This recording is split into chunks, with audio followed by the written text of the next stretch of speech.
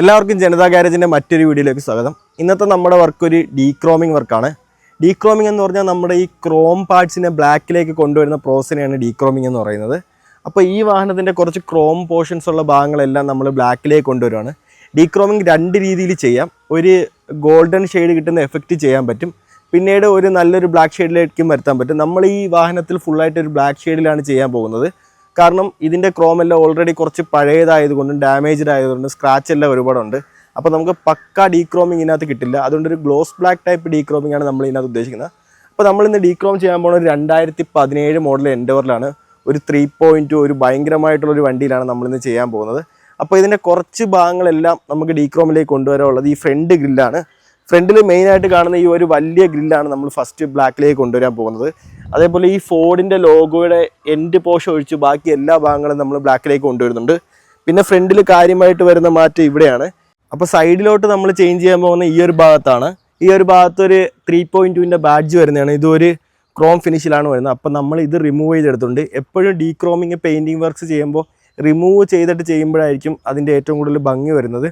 നമുക്കിപ്പോൾ റിമൂവ് ചെയ്യാൻ ബുദ്ധിമുട്ടുള്ള വണ്ടികളോ അല്ലെങ്കിൽ തിരിച്ച് ഫിക്സ് ചെയ്യാൻ പാടുള്ള വണ്ടികളോ ഉണ്ടെങ്കിൽ മാത്രമാണ് നമ്മളത് നിർത്തിയിട്ട് പെയിൻറ്റ് ചെയ്യുന്നത്. അപ്പോഴും ഏകദേശം മാസ്കിങ്ങിൻ്റെ ലൈൻസ് എല്ലാം കറക്റ്റ് ആണെങ്കിൽ നമുക്ക് പ്രശ്നമൊന്നും വരത്തില്ല. പിന്നെ ഈ വണ്ടി കുറച്ച് റിമൂവ് ചെയ്യാൻ എളുപ്പമായതുകൊണ്ട് കുറച്ചുകൂടെ ഫിനിഷിങ് നമുക്ക് ആവശ്യമായതുകൊണ്ടാണ് നമ്മളിത് ഫുള്ള് റിമൂവ് ചെയ്യുന്നത്. സൈഡിലോട്ട് നോക്കുമ്പോൾ പിന്നെ പെയിനായിട്ട് റിമൂവ് ചെയ്തിട്ടുള്ള ഡോർ ഹാൻഡിൽസ് ആണ്. 4 ഡോർ ഹാൻഡിൽസ് നമ്മൾ റിമൂവ് ചെയ്തെടുത്തിട്ടുണ്ട് പെയിൻറ്റിങ്ങിൻ്റെ വർക്കിനായിട്ട്.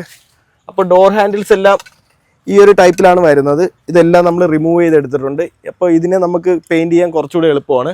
പിന്നെ നമുക്ക് സൈഡിൽ പ്രധാനമായിട്ടും മാറ്റേണ്ടത് ഈ റൂഫ് റെയിലാണ്. ഈ റൂഫ് റെയിലിനെ നമ്മൾ ഗ്ലോസ് ബ്ലാക്കിലേക്ക് കൊണ്ടുവരുന്നുണ്ട്. പിന്നീട് വരുന്നത് റിയർ ഭാഗത്താണ്. റിയർ ഭാഗത്ത് നമ്മൾ ടെയിൽ ലാമ്പ് റിമൂവ് ചെയ്തെടുത്തിട്ടുണ്ട്. ടെയിൽ ലാമ്പ് ഇതിനകത്ത് ഓൾറെഡി ടിൻറ്റ് ഒട്ടിച്ചിരുന്നതായിരുന്നു. നമ്മൾ അത് മാറ്റിയതിന് ശേഷം പെയിൻറ്റിങ്ങിലൂടെ ഒരു ടിൻറ്റ് എഫക്റ്റ് കൊടുക്കാനാണ് നോക്കുന്നത്. പിന്നീട് ബാക്കിലത്തെ ഈ പോർഷൻസ് എല്ലാം നമ്മൾ ബ്ലാക്ക് ആക്കുന്നുണ്ട്. ഈ ലെറ്ററുകളെല്ലാം ബ്ലാക്ക് ആക്കുന്നുണ്ട്. പിന്നീട് സ്പോയിലർ നമ്മൾ റിമൂവ് ചെയ്തെടുത്തിട്ടുണ്ട്. സ്പോയിലർ നമ്മൾ ബ്ലാക്ക് ആക്കാനുള്ള പരിപാടി തുടങ്ങുകയാണ്. പിന്നീട് ഒരു പ്രധാനപ്പെട്ട മാറ്റം വരുന്നത് കൂളിംഗ് ഫിലിമാണ്. ഫ്രണ്ടിൽ ആൻറ്റി ഗ്ലെയറും സൈഡിൽ അത്യാവശ്യം നല്ലൊരു ബ്ലാക്ക് നമ്മൾ ഒട്ടിക്കുന്നുണ്ട്. അപ്പോൾ നമുക്കിതിൻ്റെ ബാക്കി വർക്കിംഗ് വീഡിയോസിലേക്ക് നോക്കാം. അതുകൊണ്ട് ഈ ഫ്രണ്ട് ഗ്രില്ല് റിമൂവ് ആക്കിയിട്ടാണ് നമ്മൾ പെയിൻറ്റ് ചെയ്യുന്നത്. താഴത്തെ ഈ പീസും ബമ്പറിലൂടെ തന്നെയാണ് റിമൂവ് ചെയ്യുന്നത്. അപ്പോൾ നമുക്കിത് റിമൂവ് ആക്കി നോക്കാം. ഫ്രണ്ട് ഗ്രില്ല് റിമൂവ് ചെയ്യാൻ എളുപ്പമാണ്. മുകളിലത്തെ സ്ക്രൂകളും സൈഡിലത്തെ സ്ക്രൂകളും റിമൂവ് ആക്കി കഴിഞ്ഞാൽ ചെയ്യും. 2 ഫ്ലവർ മാത്രമേ വരുന്നുള്ളൂ, ബാക്കിയെല്ലാം ക്ലിപ്പുകളാണ്. നമുക്ക് ഈ ബമ്പറും കൂടെ റിമൂവ് ആക്കി എടുക്കേണ്ടതായിട്ടുണ്ട്. ബമ്പറിന് ഈ സൈഡിൽ അതേപോലെ താഴെ മാത്രമേ പിടുത്തം വരുന്നുള്ളൂ. അത് റിമൂവ് ആയി കഴിഞ്ഞാൽ അതിൻ്റെ വർക്കും കഴിഞ്ഞിട്ടുണ്ട്.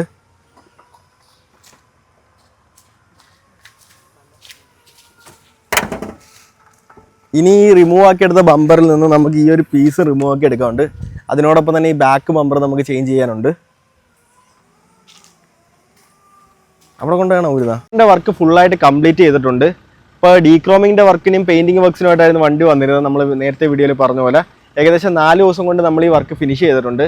ബമ്പേഴ്സും സാധനങ്ങളും എല്ലാം റിമൂവ് ചെയ്തിട്ടാണ് ഫുള്ള് പെയിൻറ്റ് ചെയ്തിരിക്കുന്നത്. അതേപോലെ ഡോർ ഹാൻഡിൽസ് എല്ലാം നമ്മൾ ഫുള്ളായിട്ട് റിമൂവ് ചെയ്തിട്ടാണ് പെയിൻറ്റ് ചെയ്തിരിക്കുന്നത്. അപ്പോൾ ഇതാണ് വണ്ടീൻ്റെ ഫൈനൽ ഔട്ട് വരുന്നത്.